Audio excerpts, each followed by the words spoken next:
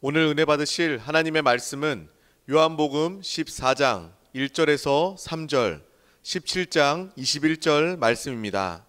다 같이 합독하시겠습니다. 너희는 마음에 근심하지 말라. 하나님을 믿으니 또 나를 믿으라. 내 아버지 집에 거할 곳이 많도다. 그렇지 않으면 너희에게 일렀으리라. 내가 너희를 위하여 거처를 예비하러 가노니 가서 너희를 위하여 거처를 예비하면 내가 다시 와서 너희를 내게로 영접하여 나 있는 곳에 너희도 있게 하리라. 아버지여, 아버지께서 내 안에 내가 아버지 안에 있는 것 같이 그들도 다 하나가 되어 우리 안에 있게 하사 세상으로 아버지께서 나를 보내신 것을 믿게 하옵소서. 네, 오늘 저는 요한복음 14장 1절에서 3절 또 17장 21절 말씀을 가지고 하나님의 거처이신 그리스도를 누리는 길이란 제목으로 한번 말씀을 나누겠습니다. 오늘 본문 14장 말씀에도 내가 너희를 위하여 거처를 예비하러 간다. 거처란다. 거처. 사실 성경의 전체적인 가장 중요한 핵심적인 요소 중에 하나는 바로 하나님의 거처를 말합니다. 하나님의 집. 초질간 성경은 그것을 언급하고 있습니다. 하나님의 거처. 하나님은 이 땅에 하나님의 거처를 갖기를 원하십니다. 하나님의 집을 갖기를 원하십니다. 그래서 하나님이 이 땅에 함께할, 또 하나님 백성들이 그 거처 안에 들어와 하나님을 누리고 체험하고 하나님과 함께 사는 놀라운 간증의 역사를 하나님은 원하시는 줄 믿습니다. 그래서 성경의 핵심적인 주제는 하나님의 거처라는 것을 여러분들이 기억해 볼 필요가 있다. 하나님의 거처가 어디인가? 무엇인가? 성경 사실 보면 하나님 거처는 하나님 자신입니다. 하나님 자신. 그래서 그냥 구약에 보면 하나님께서 애굽에서 이스라엘 백성들을 구원해 내실 때 그들을 이제 광야로 이끌어서 광야에서 하나님의 거처를 의미하는 하나님의 성막을 짓게 하죠. 하나님의 성막, 하나님의 거처가 준비되니까 하나님의 영광이 함께 내려오고 하나님 백성들이 함께 주님과 동행하는 그러한 모습을 봅니다. 그리고 또 가나안 땅에 들어가서도 결국 거기서 하나님의 성전을 건축하죠. 그러니까 하나님의 거처는 구약의 광야에서는 성막이고 또 가나안 땅에서는 축복의 땅에서는 단단한 성전이고 신약 시대는 바로 그것을 교회라고 말합니다. 이 교회 가운데 뭐야? 하나님이 계시죠. 성막 안에 성전에 하나님이 함께합니다. 그래서 이 거처라는 것이 참 중요하죠. 그래서 이게 하나님의 거처를 무엇인가를 우리가 신약에서 사실 볼 필요가 있다. 거처가 있다면, 바로 거처가 있다면 우리가 그분을 누리고 체험하고 그분과 함께하는 생활이 이루어짐을 믿습니다. 그래서 이제 우리가 이 그 거처 안에 들어가는 비결에 대해서 우리가 말씀을 나눕니다. 이제 일단 그 내용들이 요한복음을 보면 알 수 있습니다. 지난번에 제가 이제 모든 재물이신 우리 그리스도, 뭐 그분이 우리의 속죄 재물이 되시고, 뭐 그분이 우리의 속건 재물도 되시고, 우리의 번제, 소제, 화목제가 되신다. 모든 재물의 결국은 화목제다. 하나님과 우리 모두가 화목되는 것이다. 화목이라는 것은 바로 모든 문제가 해결됐다는 것이고 하나님도 만족하시고 우리도 서로 만족되었다는, 우리의 모든 예배와 봉사의 결국은 화목입니다. 하나님과의 화목, 우리 모든 사람과의 관계와 화목, 또 내 자신과의 화목이 이루어질 때 바로 문제가 해결된 것이고 하나님과 우리 서로의 모든 요구도 만족되고 누림이 함께하는 줄 믿습니다. 바로 그 모든 것이 바로 하나님의 거처, 하나님의 성막 안에, 성전 안에, 하나님의 교회 안에 우리가 들어올 때 그것이 이루어질 수 있다는 거예요. 그래서 요한복음에서 이제 그 말씀을 좀 쉽게 체험적으로 한 말씀을 다시 한번 나누기를 원합니다. 요한복음 1장 1절에 보면 태초에 말씀이 계시니라. 이 말씀이 하나님과 함께 계셨으니 이 말씀은 곧 하나님이시다. 여기 보면 태초에 말씀이 계셨는데 이 말씀이 하나님이다 이렇게 말씀합니다. 그 다음에 14절에 다시 한번 읽어보면 말씀이 이제 육신이 되어 우리 가운데 거하심에 우리가 그의 영광을 보니 아버지의 독생자의 영광이요 은혜와 진리가 충만하다 이렇게 말씀합니다. 여기 보니까 이제 이 말씀이 육신이 됐다 이렇게 말씀이 육신이 됐고 그 다음에 하늘 다시 한번 읽어보면 우리 가운데 거하심에 원래 나는 사실 우리 가운데 거하신다는 이 번역이 원래 뜻이 뭐냐면 바로 말씀이 육신이 되어 우리 가운데 장막을 치시니 이 뜻입니다. 장막을 쳤다는 뜻이에요.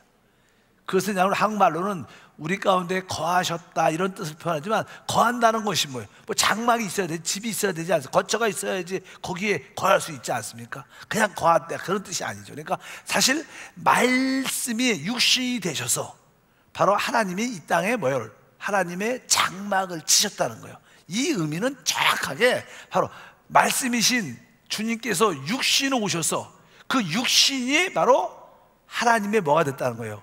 장막이라는 거예요. 그래서 우리 하나님이 어디 계시냐? 우리 하나님의 거처, 하나님 집이 어디냐? 바로 육신으로 오신 예수 그리스도가 하나님의 집이라는 거예요. 바로 그 안에 뭐가 있어요? 은혜와 진리가 충만하다.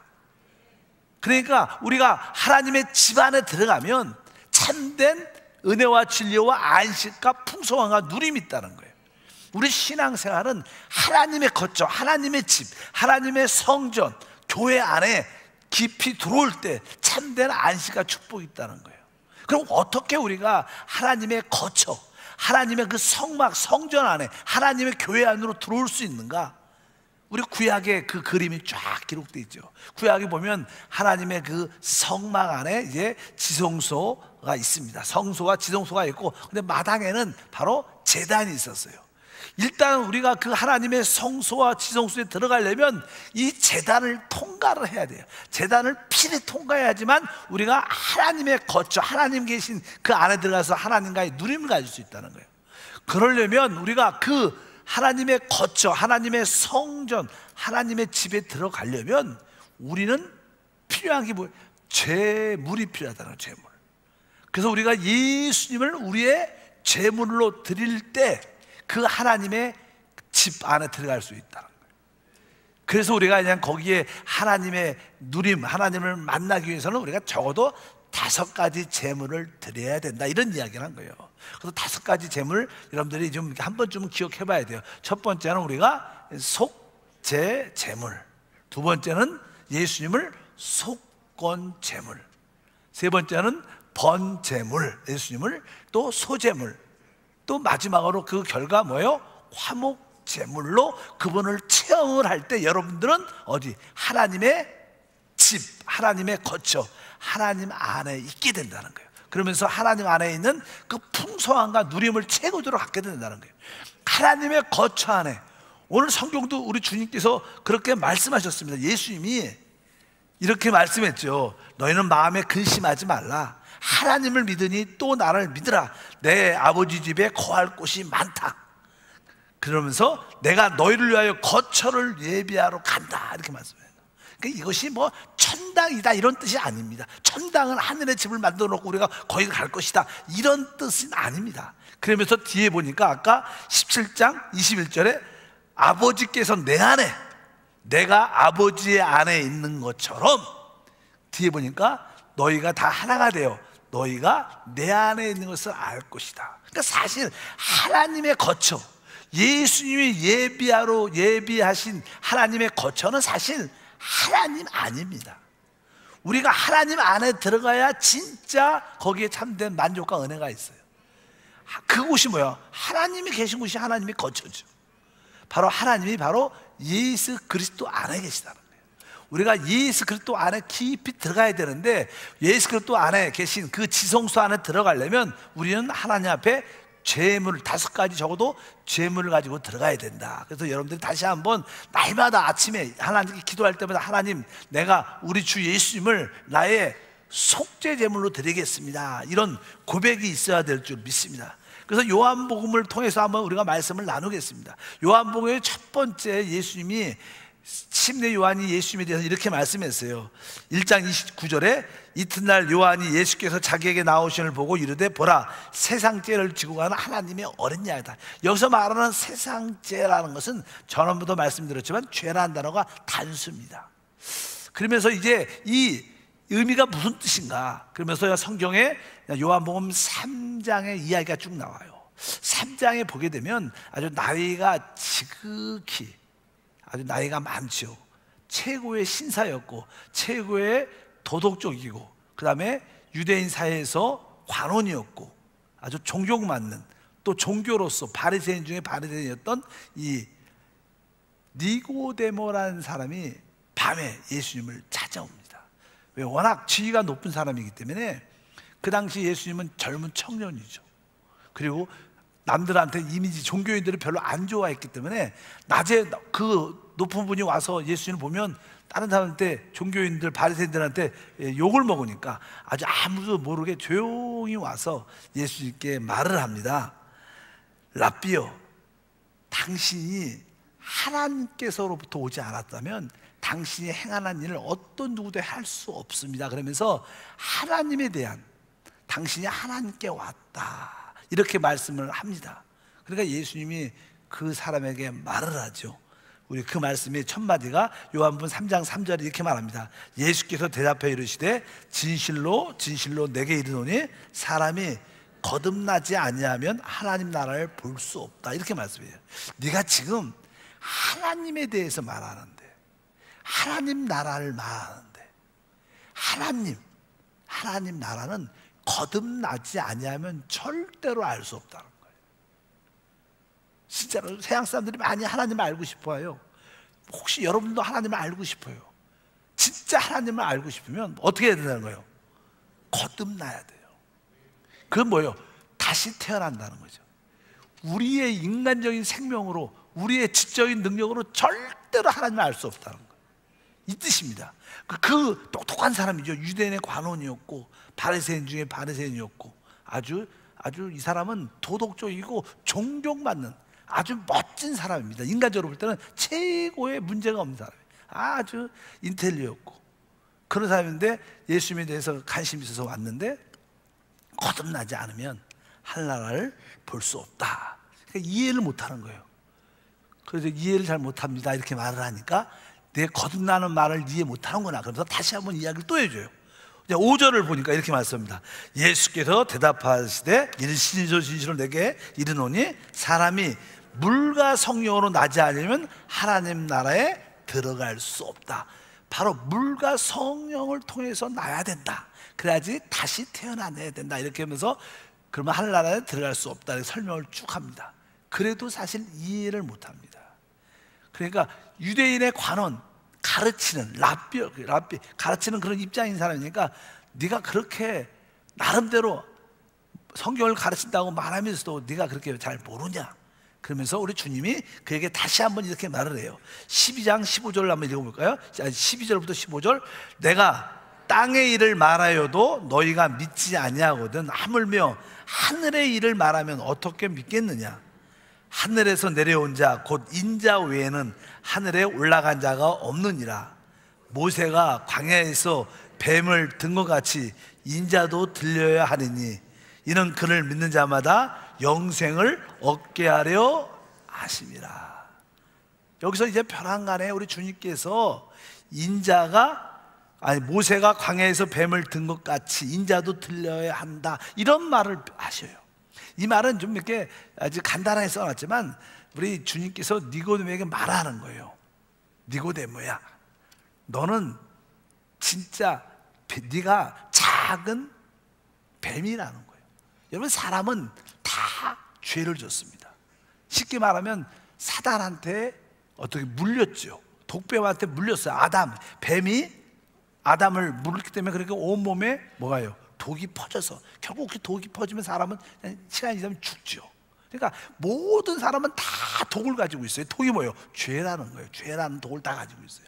그러니까 어떻게 보면 우리는 다 죄라는 독을 가지고 있기 때문에 어떻게 보면 우리는 다 작은 뱀들이라는 거예요. 니고데모야, 너 봐라. 네가 그렇게 외적으로 신사 같고 네가 도덕적으로도 흠이 없고 아주 똑똑하고 부족함이 없는 사람이지만 너는 네가 작은 뱀인 것을 알아야 된다. 네가 진짜 너는 육인 것을 알아야 된다. 네 온 존재가 죄로 짜여진 것을 알아야 된다. 이런 뜻을 말하는 거야. 그는 아주 도덕적으로 외적으로 되게 좋은 모습의 사람이었어요. 여러분 신앙도 마찬가지입니다. 우리 신앙생활을 쭉 하다가 내가 늘 그런 얘기를 하죠. 내가 진짜로 뱀한테 물려 죄로 가득한 존재구나. 내 온 존재가 죄로 짜여졌구나. 내가 어떻게 보면 진짜 작은 사단, 작은 뱀이었구나. 이것을 인정해야 돼. 나는 외적인 범죄한 모습보다 난 태어날 때부터 나는 죄로 짜여서 태어났구나. 이것을 확실히 우리가 인식이 필요하다는 거예요. 그런 인식이 있을 때 뭐예요? 우리에게는 진짜 속죄 제물이 필요한 거예요. 그래서 나는 날 때부터 죄성을 가지고 태어나는구나. 내가 죄를 졌기 때문에 죄인이 아니라 나는 날 때부터 그냥 죄인으로 태어났구나. 내 자체가 죄구나. 이것을 깨달을 때 나에게 진짜 나의 속죄 제물이신 예수님이 필요하다. 이것을 느껴지는 거예요. 그러니까 여러분들이 늘 아침마다 그런 고백이 필요해야 돼요. 하나님, 나는 죄로 짜여진 그런 존재입니다. 나에게 진짜 속죄 제물이신 예수님이 필요합니다.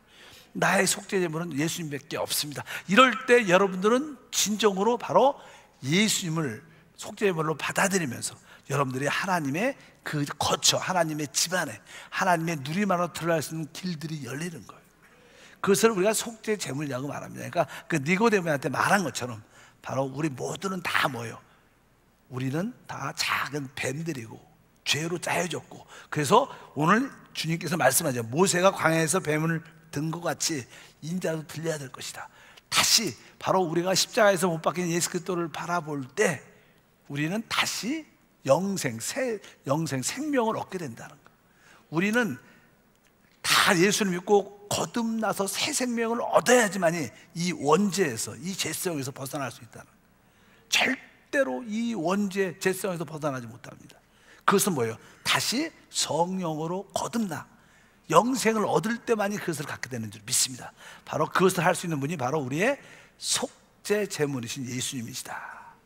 이것이 바로 우리에게 첫 번째 필요한 거예요. 그러니까 하나님의 집 안으로, 하나님의 누림 안으로 들어가려면 바로 예수님을 속죄 제물로 우리가 확실하게 받아들여야 된다. 두 번째는요, 요한복음 4장에 나옵니다. 요한복음 4장은 우리가 잘 알다시피 사마리아 여자에 대한 이야기가 기록되어 있어요. 아까 니고데모는 신사고 도덕적인 사람이고 지위가 있고 종교 많은 사람이었습니다. 외적으로 흠이 없는 사람이었습니다. 그런데 이제 요한복음 4장에 보면은 사마리아 한 여자에 대한 이야기가 쭉 기록되어 있어요. 이 여자는 사실 예수님이 아시죠. 이 사람에 대해서 다 압니다. 이 여자는 아주 남편도 5번 결혼했고 또 6번째 남자하고 그냥 살고 있어요.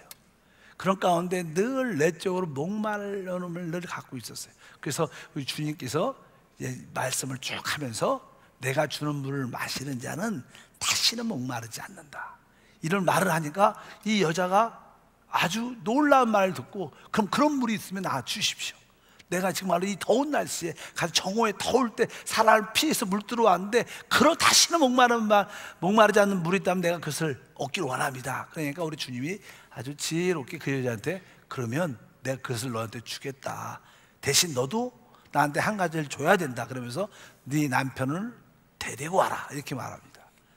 그러니까 그 여자가 과거에 5번 결혼했던 경험을 갖고 있고 지금도 어떤 남자가 살고 있는데 항상 이런 자기의 남편 생각하면 자기의 허물, 자기의 범죄, 죄들, 더러움들이 늘 기억나죠. 이 여자는 5번 결혼했다는 그런 것들이. 그래서 그 여자는 예수님한테 거짓말하죠. 나에게 남편이 없습니다. 그러니까 예수님이 다 아니까, 맞다, 네 말이 맞다. 책망하지 않아서, 주님은 책망하지 않습니다. 그러면서 네가 전에 5번 남편을 갖고 있었지만, 그리고 지금 남편이 아닌 자고 살고 있지만 네가 남편이 없다고 말한 것이 맞는 말이지. 이렇게 하니까 이 여자가 놀랐습니다. 여기서 말한 것은 다른 뜻이 아닙니다. 우리 모든 사람은 외적으로 다 이 사마리아 여자처럼 다 범죄의 모습이 다 있다는 거예요. 우리들도 적어도 5가지 이상의 죄를 늘 갖고 있죠. 이 여자처럼 우리는 내적으로는 니고데모처럼 죄의 본성을 갖고 있지만 외적으로는 우리 허물들, 많은 범죄한 이야기들이 얼마나 많은지 하루에도 5번 이상 죄를 이상 짓죠. 그래서 우리에게는 외적인 죄가 씻겨짐이 필요하다는 거예요. 그럴 때 바로 예수의 피, 바로 우리의 속건 제물이 필요한 거예요. 죄의 본성이야 속죄 제물로 끝나지만, 해결이 돼야 되지만, 우리가 외적으로 순간순간 지는 많은 죄들은 다시 한번 속건 제물로 예수님을 받아들여야 진짜 우리가 하나님의 거처, 하나님의 집안에서 하나님을 누리게 되는 축복이 함께 할 줄 믿습니다. 그래서 우리는 속으로는 니고데모 같고 겉으로는 사마리아 여자 같은 모습이 우리 가운데 다 있습니다. 그래서 우리는 순간순간 하나님, 내가 예수님을 나의 속죄제물로, 예수님을 나의 속건제물로 받아들입니다. 이런 받아들임이 있어야 이런 제물을 가지고 하나님께 나갈 때만이 우리가 연락되고 하나님을 만족하고 우리도 만족되는 그런 축복과 은혜가 함께 할 줄 믿습니다. 요한복음 또 세 번째, 번제에 대한 이야기도 나옵니다. 번제라는 것은 지난번도 말씀드렸지만 다시 한번 얘기하면, 번제는 하나님을 위한 절대적인 생활을 말해요. 왜? 번제 자체가 완전히 태워져서 하나님께만 드려진 거예요. 그 제사장이나 다른 사람에게 어떤 분깃이 않았습니다. 어떤 제물들은 하나님께 드리고 나머지 어떤 부분은 사람이, 제사장이 그것을 먹기도 하고 소유하기도 했었어요. 근데 번제는 완전히 태우는 거예요. 그러니까 이것은 오직 하나님을 위한 것입니다. 그러니까 하나님을 위한 절대성을 말합니다. 우리는 마음은 그런 마음이 있어요. 하나님, 내가 하나님을 위해서 살기를 원합니다. 내가 복음을 위해서 살기를 원합니다. 이런 마음, 절대적인 그런 마음을 갖고 있지만 우리는 그런 삶을 못 살아요. 왜? 우리의 죄성 때문에 되지가 않아요. 그런 마음은 원이지만 육신이 약한 거예요. 우리에게 그런 마음이 있어도 그렇게 되지 않습니다. 우리는 하나님을 위해서 절대적일 수 있지 않습니다.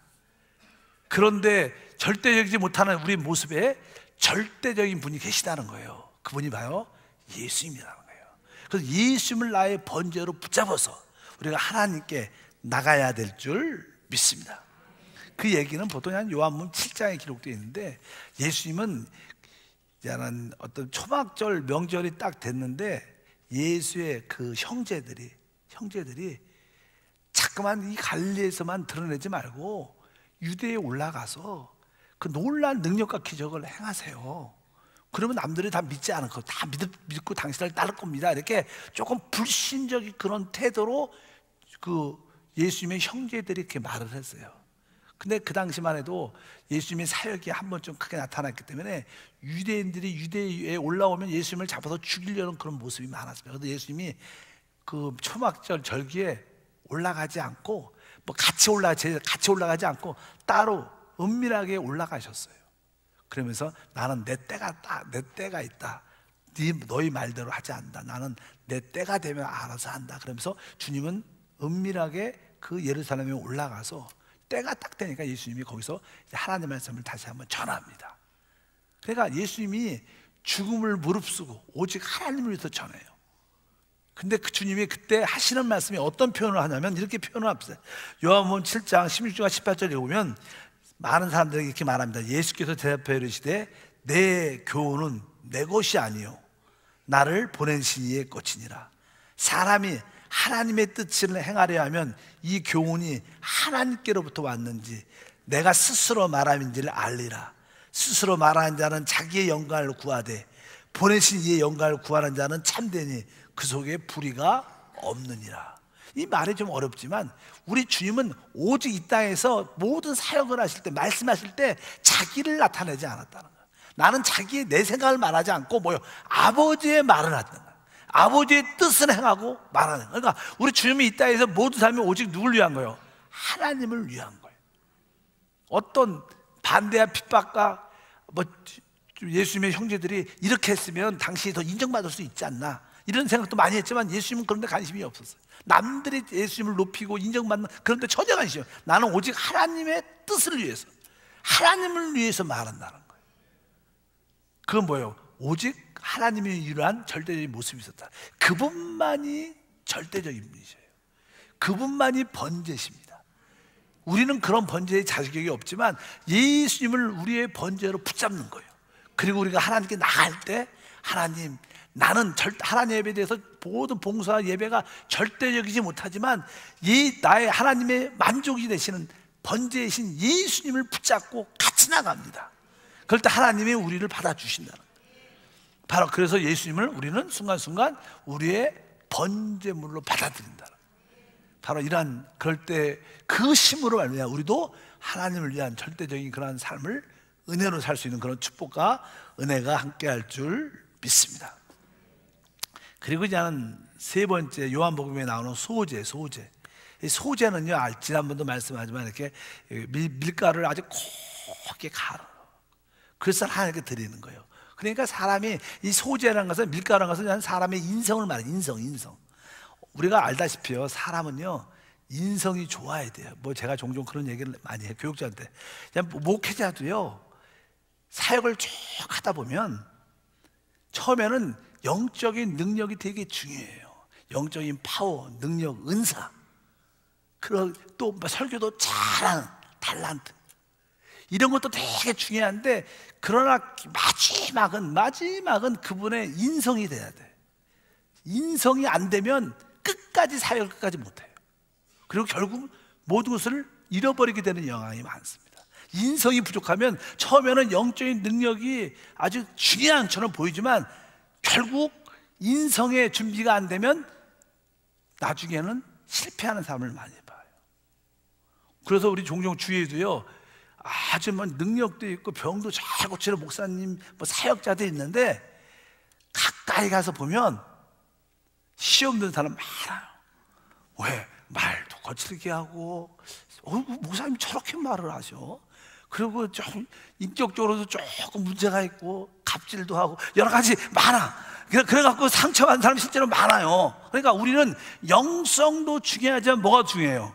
인성도 중요한 거예요. 이 소재라는 것은요, 예수님의 그 인성이 참 곱고 부드럽고 아주 예민하면서 아주 섬세하다. 예민한 건 좀 안 좋은 단어고, 섬세하면서 어떻게 사랑이 있고, 예수님은 인성적으로, 인격적으로 전혀 부족함이 없다는 거예요. 죄하고도 관련이 없는 겁니다. 어떤 허물과도 관련, 좋은 인성을 가져갖고 하나님을 기쁘게 했어요. 사실 예수님이 이 땅에 33년 반을 사셨습니다. 많은 사람들이 예수님의 흠을 잡으려고 노력을 많이 했어요. 실제로 우리가 그냥 가까운 사람끼리는요, 우리가 좀 부족해도, 그렇잖아요. 우리 한세교회 성도들도 우리 담임 목사 좀 부족하다 그러면, 만약 혹시 다른 사람들이 너희 담임 목사 좀 문제가 있지 않냐 그러면, 아니야, 우리 목사님 좋으셔, 막 그러면서 이렇게 좀 덮어주는 게 있어요. 가족끼리는. 근데 원수들은 뭐예요? 덮어주는 게 아니라 흠을 찾아, 없는 것도 만들어 갖고 막 말을 하는 게 그냥 세상의 이치인데, 바로 우리 예수님도 반대자들이 많았기 때문에 반대자들이 어찌하든지 예수의 흠을 찾으려고 노력을 많이 했어요. 그래서 대제사장이나 또 이렇게 종교인들, 사두개인들이, 또 바리새인들이 예수님을 잡기 위해서 자기 하인들을 보내갖고 그 예수를 좀 잡아와라, 흠을 좀 있으면 잡아갖고 와라, 이렇게 해갖고 사람을 많이 보냈어요. 예수의 흠을 잡으려고. 그럴 때 요한복음에 보면 그런 말씀이 기록되어 있습니다. 근데 그 하속들이 예수님을 잡으려고 무엇을 잘못하는가, 건수를 잡아서 예수님을 잡아갖고 그냥 데꼬려고 그랬는데, 아무리 예수님의 말씀을 전하고 생활하고 사역하는 거 보니까 잡을 건덕지가 없는 거예요. 성경이 이렇게 말씀합니다. 그래서 결국 그들이 빈손으로 예수님을 잡지 못하고 오니까 그 시켰던 그 종교인들이 이렇게 말을 합니다. 7장 30절에 보면 이렇게 말씀하죠. 아랫사람들이 대답하되 그 사람이 말하는 것처럼 말한 사람은 이때까지 없었나이다 하니.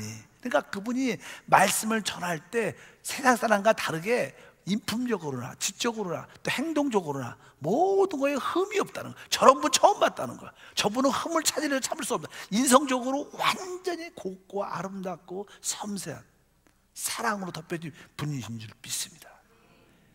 찾지 못해. 그 인성이 확실히 준비됐다. 여러분들도 우리는 그런 인성이 없죠. 우리는 다 삐뚤어진 인성, 자기중심적 인성이 있어요. 그래서 우리는 서로 모이면 시험 들어요. 왜? 우리 자체가 삐뚤어졌기 때문에 서로 남들이 잘못된 게 아니라 내가 잘못된 거 갖고 우리는 서로 시험 드는 거야. 그래서 우리 교회에 문제가 많은 이유가 우리는 조금 왜곡된 인성들을 갖고 있죠. 그래서 이제 사람들에게 부딪히면 힘듭니다. 종종 그런 분들을 나도 많이 봐요. 사역자까지도 많이 보고 어떤 분을 딱 만나면 뭐 저는 좀 나이가 더 제가 나이가 더 사역자 중에서 담임이니까 더 많죠. 이렇게 딱 보면 아유 우리 전도사님 우리 목사님 저러지 않아도 되는데 자꾸만 이렇게 부족한 인성 또 어떤 권사님들 또 이렇게 제 입들 보면 굳이 그렇게까지 안 해도 되는데 그런 모습을 보이면서 힘들게 인성의 부족함이 있어. 근데 우리 주님은 그렇지 않다요. 우리는 원래 다 인성의 부족함. 저도 저 때문에 시험 든 사람 많이 있는 거 저도 알아요. 어쩌든지 우리는 그런 모습이지만 우리 주님은 그렇지 않다는 거예요. 또 결국 우리 주님이냐는 빌라도에게 붙잡혔죠. 그래서 빌라도가 이제는 유대인들이 예수님을 못 박아 죽이라. 죽이려면 뭐 죄가 있어야 될까요? 죄가 허물이 있어야 될 거예요. 그래서 빌라도가 예수님을 말할 때 심판할 때 나는 그 사람에게서 죄를 한 번도 찾지 못했다. 이렇게 3번이나 이야기를 해요. 이 말씀을 여기 한번 18장 38절에 보면 이렇게 써 있어요. 빌라도가 이르되 진리가 무엇이냐 하더라.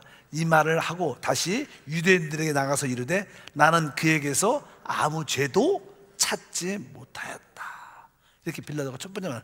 또 19장 4절을 보니까 빌라도가 다시 밖에 나가 말하되 보라 이 사람을 데리고 너희에게 나오니 이는 내가 그에게서 아무 죄도 찾지 못한 것을 너희가 알게 하려 하노라. 이렇게 아무 죄도 그분에게 찾을 수 없다는 거예요. 또 6절에 보니까 써 있습니다. 대제사장과 아랫사람들이 예수를 보고 소리질러 이르되 십자가에 못 박으소서 십자가에 못 박으소서 하는지라. 빌라도가 이르되 내가 친히 데려다가 십자가에 못 박으라. 나는 그에게서 죄를 찾지 못하였다. 여기서 이냐는 죄라는 것은요, 이 단어가 죄라지만 원래 단어는 보통 이렇게 과오라는 실수라는 단어입니다. 실수라. 그러니까 예수님이 어떤 범죄했다는 그런 뜻이 아니라 범죄한 거를 찾지도 못했지만 범죄하면 사실 벌을 받아야 되죠. 당연하게. 근데 그런 범죄도 안 했을 뿐만 아니라 여기서 말하는 죄는 실수입니다. 어떤 우리는 혹시 실수를 할 수 있어요. 가다가 남을 툭 칠 수도 있죠. 이렇게 가다가 조심하지 못해서 좁은 길 골목 가다가 사람하고 딱 부딪힐 수 있어요. 실수죠. 죄송합니다. 뭐 이런 것 때문에 감옥 가지 않죠. 죄라고 말하지 않죠. 그런 건. 근데 우리 주님한테는 이런 실수도 없었다는 거예요. 이 뜻입니다. 이게 그분은 인성적으로 완벽하신 분이에요. 그래서 그분은 진짜 소재입니다. 하나님, 우리에게는 이러한 인성이 부족함이 있지만 예수님의 인성을 내가 받아들여 그것을 하나님께 나갑니다. 바로 예수님의 그 고운 인성이 바로 나의 인성으로 대치되기를 원합니다. 그러면서 우리가 예수의 인성을 갖고 하나님께 나갈 때 바로 그것이 소자가 돼서 주님이 우리를 받아주신다는 거예요. 그러니까 여러분들은 항상 하나님을 나갈 때마다 바로 하나님 나는 죄로 짜여진 죄 가운데 태어난 그런 존재임을 고백합니다. 예수님을 붙잡고 속죄의 제물을 예수님 붙잡고 나갑니다. 나는 오늘도 많은 범죄가 있었습니다. 거짓과 속임과 시기와 질투와 악함과 보이지 않는 죄를 많이 졌습니다. 그럴 때마다 우리는 예수님을 나의 속건제물로 가지고 가는 거예요. 나는 하나님께 절대적이어야 되는데 그런 절대적이지 못한 모습을 회개합니다. 절대적인 번제이신 예수를 붙잡고 주 앞에 나갑니다. 난 인성적으로 늘 부족이 많습니다. 바로 소재이신 온전한 인성이신 주님을 붙잡고 오늘도 하나님께 나갑니다. 그럴 때 하나님이 우리를 다 받아주신다는 거예요. 우리 힘으로 나가면 절대로 하나님 연락되지 않지만 바로 예수를 힘입어 나의 모든 재물을 붙잡고 예수님께 나가면 주님이 우리를 받아주시고 하나님과의 화목이 이루어진다는 거예요. 우리는 진정한 예배와 봉사의 핵심의 결론이 뭐냐? 화목이라고 지난번에 말씀했어요. 왜 오늘 예배드리냐? 바로 오늘 예배가 끝나고 예배 가운데 우리는 하나님과 화목을 누려야 돼요. 모든 사람과 화목을 누려야 돼요. 우리 자신과 화목을 누릴 때 우리에게는 치유와 회복과 축복과 자유와 평강과 축복이 함께할 줄 믿습니다. 그래서 우리가 그런 이야기를 많이 하죠. 영의 생각이라고 합니다. 영의 생각. 영적인 하나님과의 그 화목이 되면 내 쪽으로는 어떠한 상태냐? 바로 우리 안에 만족이 있습니다. 만족과 충만함이 하나님의 관계가 그런 거예요. 하나님과의 화목이 되면 우리 심령 안에 뭐가 있어요? 만족은 보통 우리가 배가 고프다, 그 만족하지 않는 거죠. 근데 음식을 맛있게 먹으면 뭐예요? 배가 충만하게 되면 돼요. 만족이 있으니까 항상 이게 만족은 충만함과 함께 오는 거예요. 그러니까 만족이 있으면 어떻게? 우리가 모든 것이 잘 만족과 빛이 있어요. 잘 보이게 돼 있어요. 모든 것이 분명해집니다. 만족이 있으니까 분명해지니까 어떻게? 우리는 어떤 느낌을 가져요? 바로 평강을 갖게 되는 거예요. 평안을 갖게, 평안. 그리고 평화뿐만 아니라 내가 마음에 평강이 있으면 우리에게 능력, 힘이 생겨요. 힘이 생겨요. 나에게 힘이 있으니까 어떻게? 모든 거에 자유와 해방을 누리는 거예요. 이것이 진정한 하나님과의 화목입니다. 이것이 뭐예요? 평강의 축복인 줄 믿습니다. 그래서 아까 말씀드린 것처럼 속죄제물, 속건제물, 번제물, 소제물을 우리가 예수를 통해서 체험을 하게 되면 우리에게는 뭐가 와요? 화목이란 축복이 와요. 화목은 바로 평강의 축복이 함께할 줄 믿습니다. 그래서 이제 주님께서 부활하시고 나서 요한복음 20장 21절에 말씀합니다. 예수께서 또 이르시되 너희에게 평강이 있을지어다. 이것이 뭐예요? 화목의 결과예요. 하나님과 화목되고 내 자신과 우리 모든 사람과 화목이 될 때 내 안에 평강이나 축복이, 화목제물이 오는 거죠. 그럴 때 모든 것이 자유와 축복과 은혜가 함께할 줄 믿습니다. 참된 예배는 바로 이 화목이 체험되고 우리 안에 평강이 체험되는 거예요. 그렇지 않다면 우리가 무엇인가 온전한 속죄 제물의 부족함이 있든지, 속건 제물의 부족함이 있든지, 아니면 번제물의 부족함이 있든지 소제의 부족함이 있는 거예요. 여러분들의 이 네 제물을 하나님께 잘 예수를 통하여 올려드려야 돼요. 그러려면 여러분들이 인정해야 돼요. 하나님, 나는 태어날 때부터 죄에 짜여진 그런 존재입니다.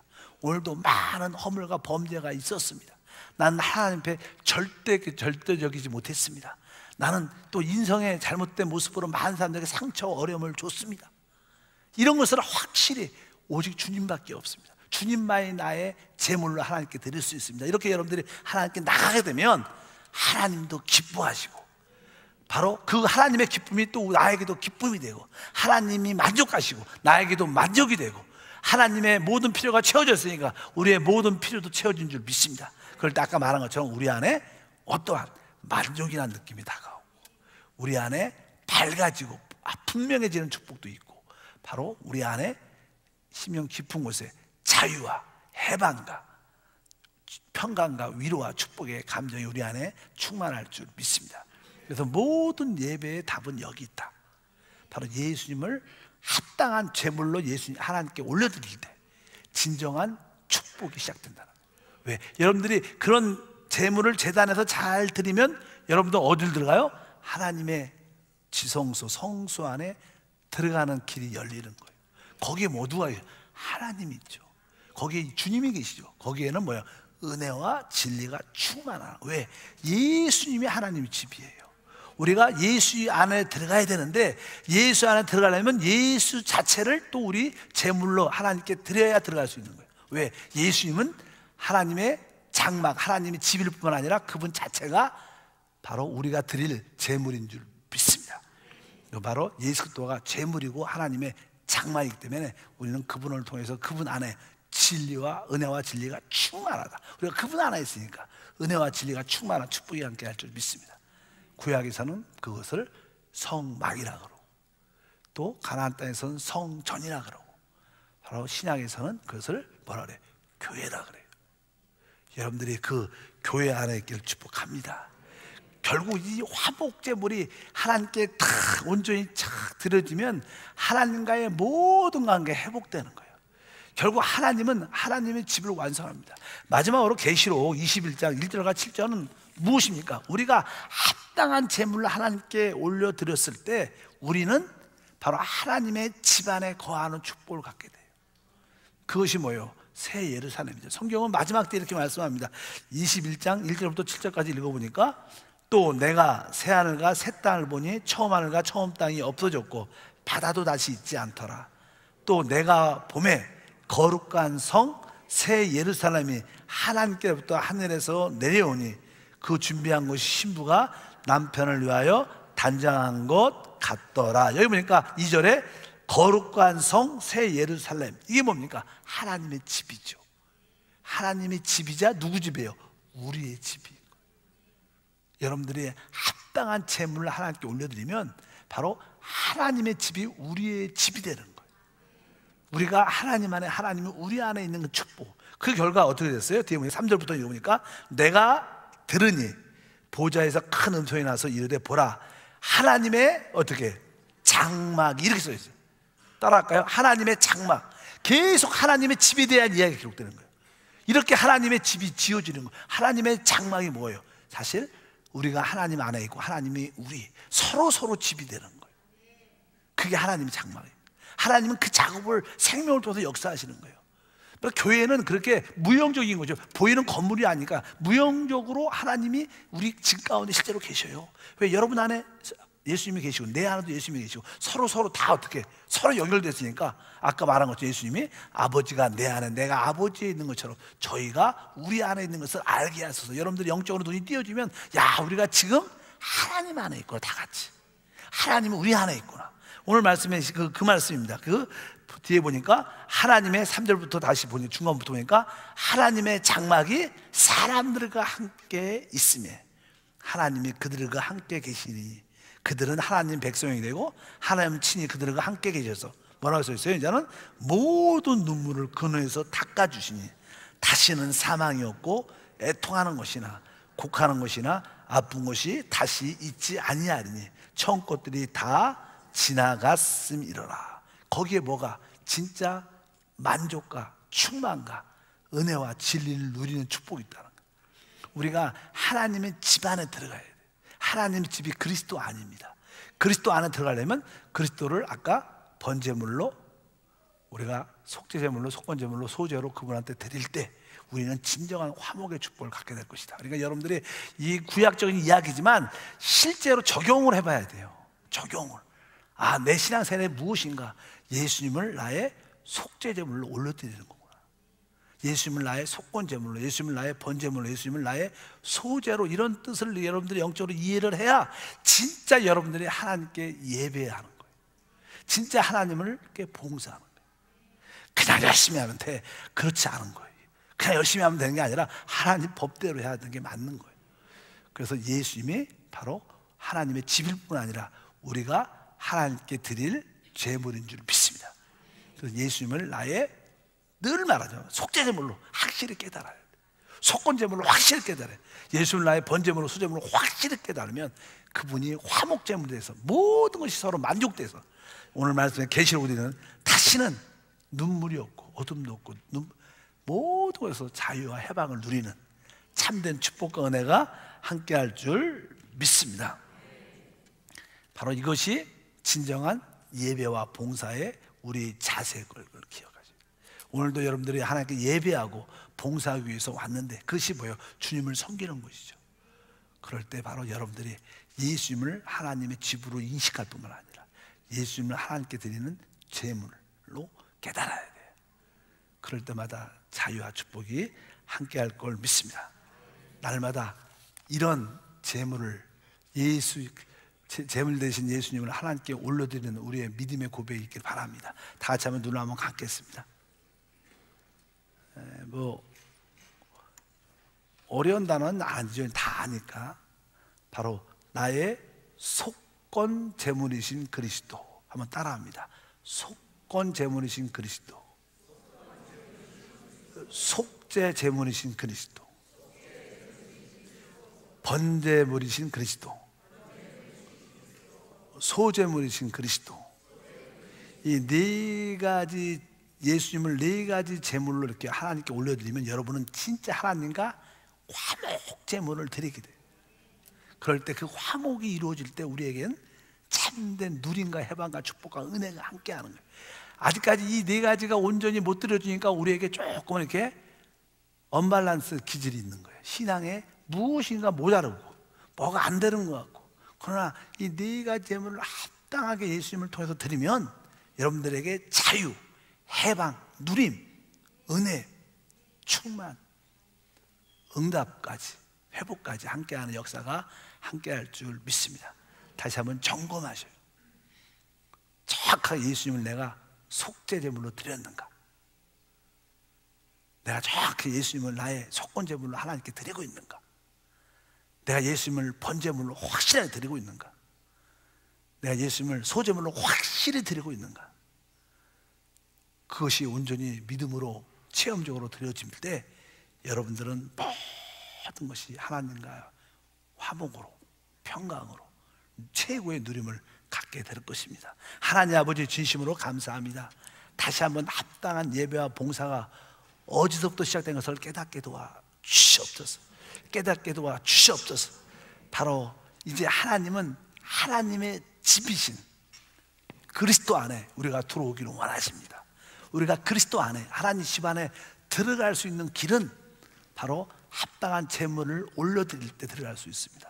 예수님을 속죄제물로, 속건제물로, 번제물로, 소제물로 확실하게 깨닫고 하나님께 순간순간 올려드리게 하셔서 이러한 믿음과 실행, 봉사를 통해서 참된 누림을 갖게 하옵소서. 주 예수 이름으로 기도함